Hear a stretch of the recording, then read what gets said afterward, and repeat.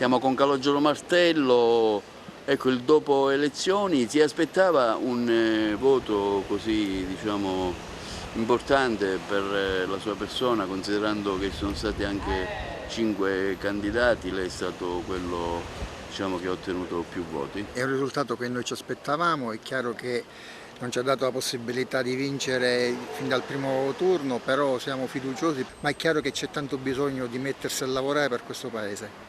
Ecco, quale sarà la strategia ora degli apparentamenti? Ancora stiamo aspettando di capire quali sono i risultati definitivi, perché ancora gli uffici stanno per concludere i verbali e quindi vorremmo capire innanzitutto quali sono i dati ufficiali che sono usciti dalle urne.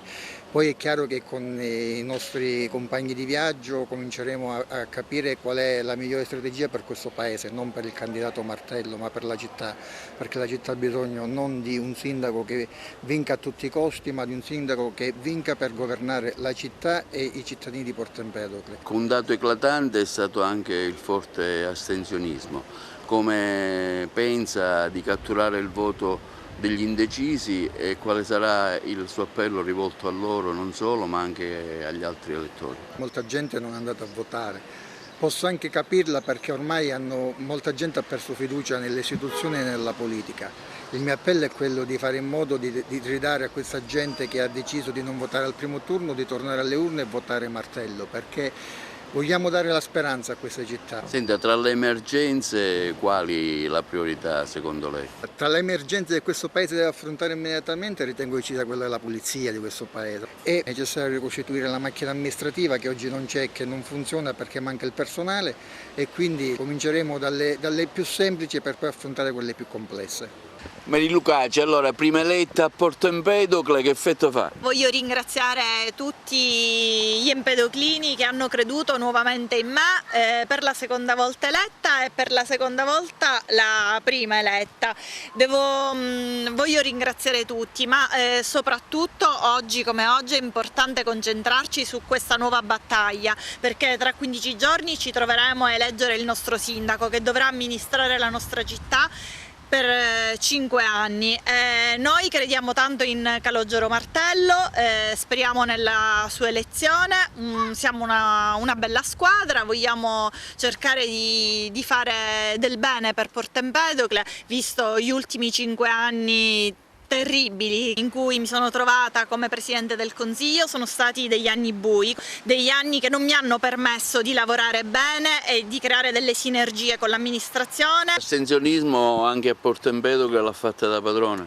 Sì, rispetto a 5 anni fa dove c'è stato il virus 5 Stelle, questa volta ci siamo trovati con astensionismo e quindi dovete andare a votare perché il sindaco che ci seguirà e ci guiderà per questi 5 anni sarà colui che potrà un attimo riprendere le sorti del nostro Paese. La sua lista con il candidato Martello? Noi per Porto Empedocle, sì, la nostra lista è stata la più votata, abbiamo avuto 3 consiglieri, io sono arrivato terzo, quindi momentaneamente sono dentro, però chiaramente è tutto legato al ballottaggio.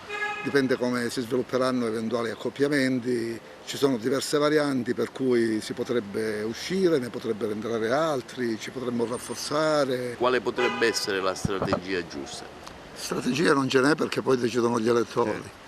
Chiaramente noi candidati che abbiamo un interesse al nostro candidato ci dobbiamo dare molto da fare. Siamo con Ida Carmina al comune di Porto Empedocle, ecco, lei sarà sindaco ancora a gestire il comune fino alla fase definitiva di queste elezioni e con una sua valutazione di ciò che è stata la preferenza della città, degli abitanti di Porto Empedocle, ma anche verso la sua persona. Quando il popolo sceglie bisogna sempre rispettarne il verdetto. Certamente c'è stato un grande, afflato, tantissime preferenze proprio solo sul mio nome, a prescindere dai partiti. Io penso che forse è stato fatto qualche errore nella campagna elettorale.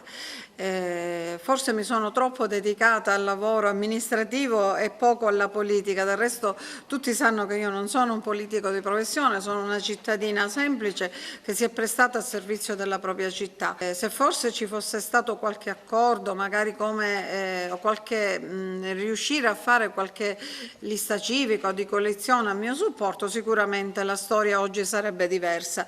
Questo è stato un comune particolare, molto duro da gestire, con poco personale, eccetera, e dovendo scegliere da buona stacanovista quale sono e con molto senso del dovere, non ho tralasciato le cose amministrative, forse avrei dovuto farlo per dare un maggiore supporto alla candidatura.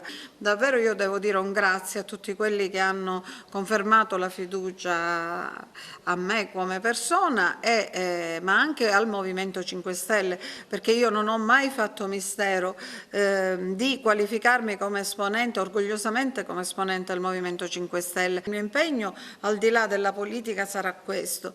Nel prepolitico non so cosa mi aspetta il futuro, manifesterò sempre questo grande amore che ho per la mia città e non mollerò mai. Ora c'è il ballottaggio? Io uso sempre per ogni decisione confrontarmi con il gruppo. Siamo al governo un po' con tutto l'arco, tranne Fratelli d'Italia, siamo al governo in Italia un po' con tutti, quindi valuteremo il da farsi oggettivamente e sulla base soprattutto dei dati ora percentuali delle liste. Lei è stato l'unico consigliere eletto dagli empedoclini nella lista 5 Stelle.